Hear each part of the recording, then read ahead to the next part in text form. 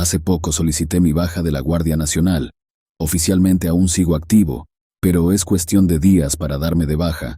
Lo más seguro es que cuando mi testimonio sea puesto en línea, yo ya sea un civil solamente. Antes de ser un elemento de la Guardia Nacional, era parte de la Policía Federal de México, desde el 2011. Entonces, se podría decir que estuve poco más de 10 años en servicio. Estoy consciente que la Policía Federal siempre tuvo muy mala fama, pero créanme cuando les digo que todas las cosas que se hacían no era cuestión de nosotros, los activos, sino que más bien todo se trataba de acuerdos corruptos que hacían los altos cargos, y a nosotros solo nos quedaba seguir órdenes.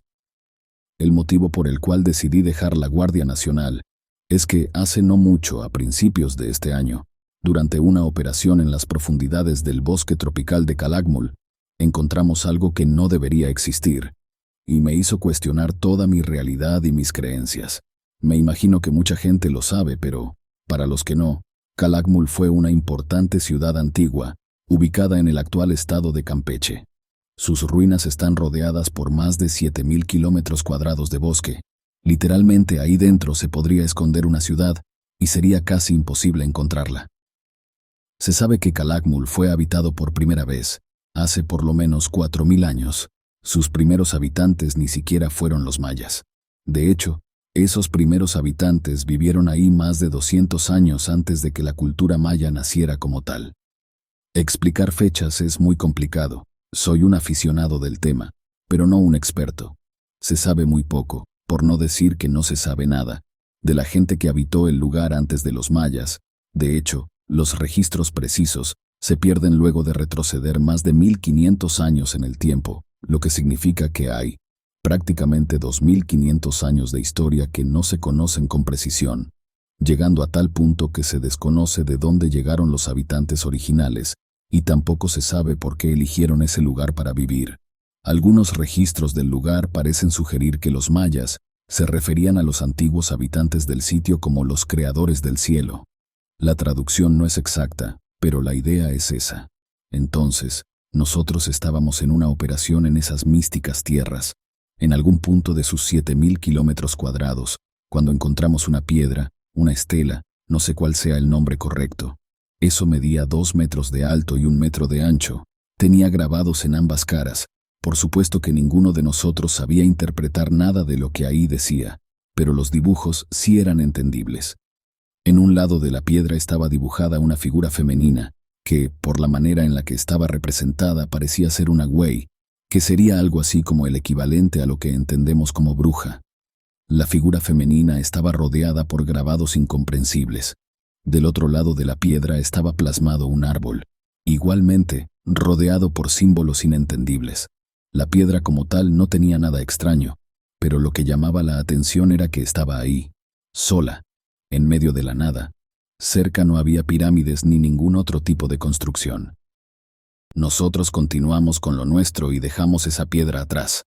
Antes de alejarnos, el oficial preguntó la hora. Ese era un ejercicio para que volteáramos a ver el sol. Así despejábamos nuestra mente al menos por un segundo. Avanzamos más de 5 kilómetros, y de pronto nos volvimos a encontrar con esa piedra. Era muy poco probable que todos hubiéramos cometido el descuido de no prestar atención para evitar dar una vuelta en círculo. Nos detuvimos a tomar agua, revisamos nuestras herramientas de navegación y funcionaban bien. Acordamos que simplemente había sido un error. Como medida de precaución decidimos tomar medidas rudimentarias pero seguras. No queríamos que llegara la noche sin nosotros llegar al punto de extracción. Con ramas y piedras colocamos unas flechas cerca de la estela de piedra, en el suelo, señalando la dirección en la que íbamos a avanzar, porque, tal vez, lo que había ocurrido es que esa era otra estela diferente. Entonces, para evitar confundirnos, si en realidad había más de esas cosas, si llegábamos a otra y no encontrábamos las flechas en el suelo, sabríamos que no estábamos dando vueltas en círculos. También optamos por, cada 10 minutos, dejar una marca en los árboles de nuestro alrededor. Después de caminar por hora y media volvimos a llegar a la estela de piedra. Era la misma, porque estaba la flecha que habíamos hecho con ramas y piedras. Intentamos comunicarnos por radio, pero no funcionaba. Estaba sucediendo algo que escapaba de nuestro control, y ya empezábamos a ponernos nerviosos. Tal vez una perturbación en el terreno nos estaba haciendo dar vueltas sin que nosotros nos diéramos cuenta. Si bien parecía ser una posible explicación, los aparatos de navegación nos indicaban que estábamos yendo en línea recta. Acordamos que no podíamos confiar en la tecnología, entonces optamos por tomar otra medida rudimentaria. Uno de los elementos subiría hasta la cima de un árbol, mientras que el resto avanzaría por tierra cantando y gritando. El elemento se aseguraría que sí estuviéramos yendo en línea recta. Cuando nos escuchara lo suficientemente lejos, bajaría del árbol y correría a alcanzarnos. Luego subiría otro y haríamos lo mismo. Así no habría forma de dar la vuelta. La idea era fantástica, pero hubo un problema.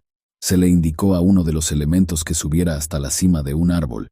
Nosotros nos quedamos quietos esperando que nos dijera que ya estaba en posición, pero eso nunca ocurrió.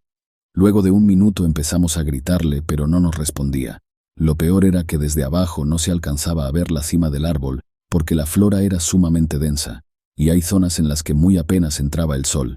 Debido a eso, las cimas de los árboles más grandes quedaban fuera del alcance de visión.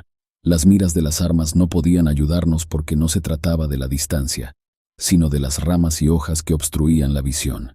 Pasaron los minutos, el elemento no cayó, ni bajó, y tampoco emitió ningún ruido. Fue como si hubiera desaparecido al llegar a la cima del árbol, o como si algo se lo hubiera llevado. Pasamos tanto tiempo mirando hacia arriba que de pronto notamos algo bastante inusual. En las ramas de muy arriba había objetos colgados.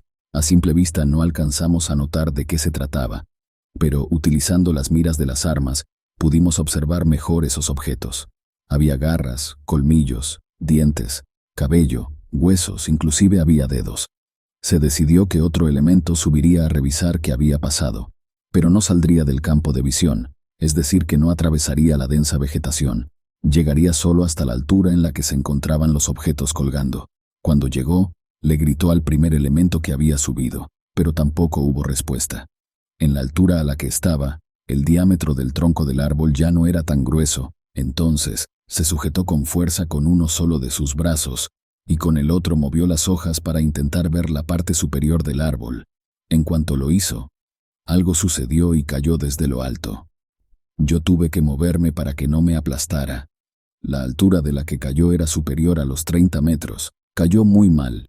El uniforme no nos dejaba ver sus heridas, pero por la forma en la que quedó acomodado, sabíamos que debía tener fracturado el 60% de sus huesos, sobre todo el área de la columna y la pelvis. El casco le protegió la cabeza para no morir al instante del impacto, pero eso no evitó que quedara herido de muerte. Se notaba desesperado por decir algo.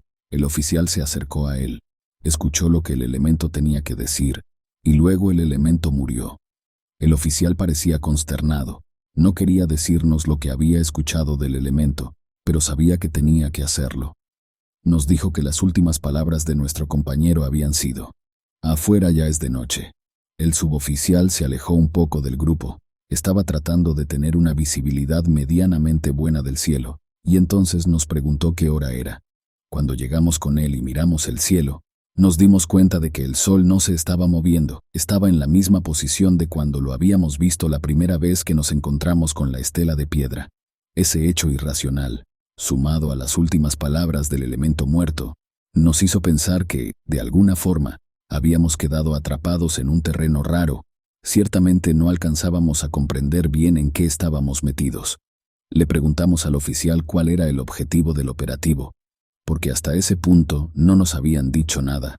Nosotros, estando en la base, habíamos subido a un helicóptero que nos había dejado a 10 kilómetros de donde nos encontramos la estela de piedra, y lo único que nos había comentado el oficial era que el punto de extracción estaba a 25 kilómetros. Solo eso sabíamos.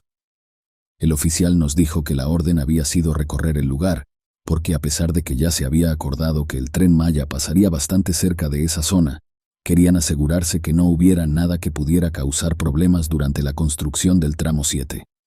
Y por lo visto, nosotros habíamos encontrado ese problema. Ahora solo nos quedaba salir de ahí con vida. No podíamos intentar salir por arriba, trepando los árboles, porque 2 hombres ya lo habían intentado. Uno acababa de morir, y no teníamos ni idea de qué le había pasado al otro. Solo quedaba ir por tierra, pero debíamos tomar una dirección diferente, porque la trayectoria que habíamos seguido antes solo nos hacía dar vueltas en círculos.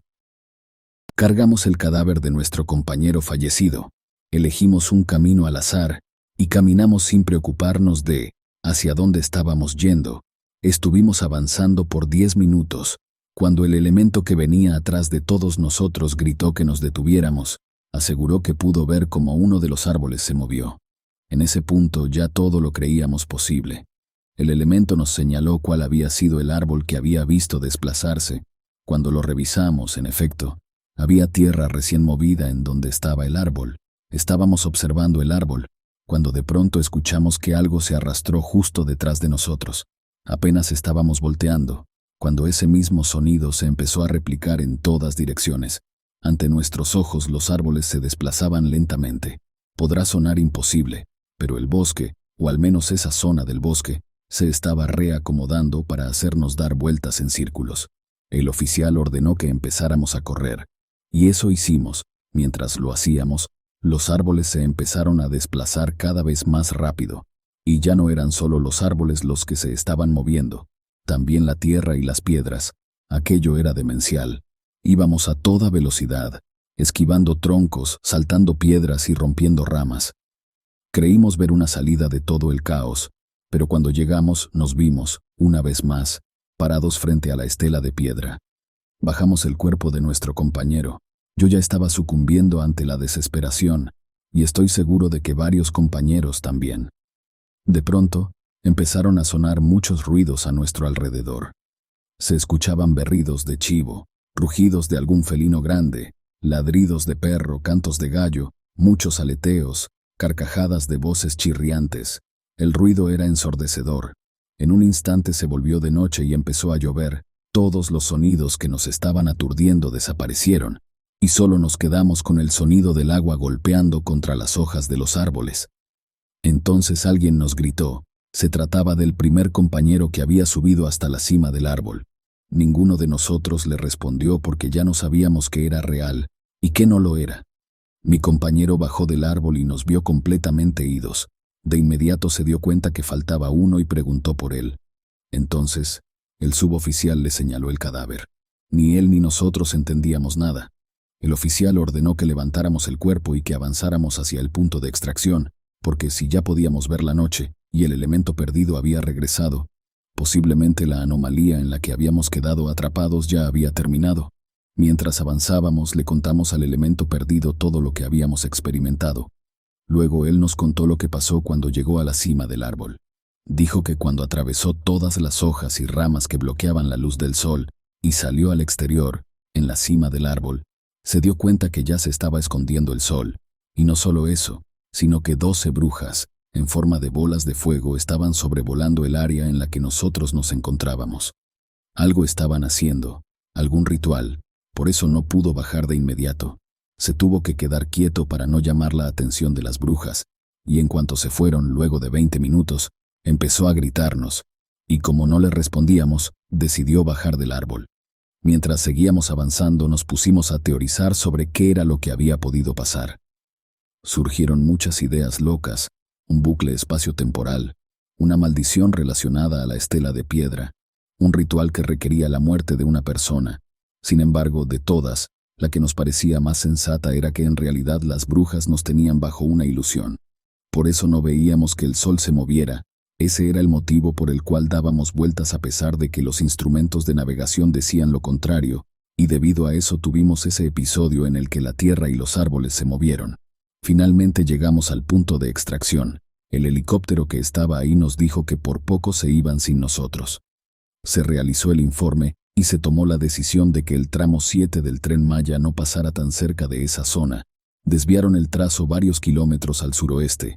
Tal vez eso era lo que las brujas querían, que nadie se acercara a su territorio. Tal vez, al igual que los animales, se sentían amenazadas por el progreso del hombre.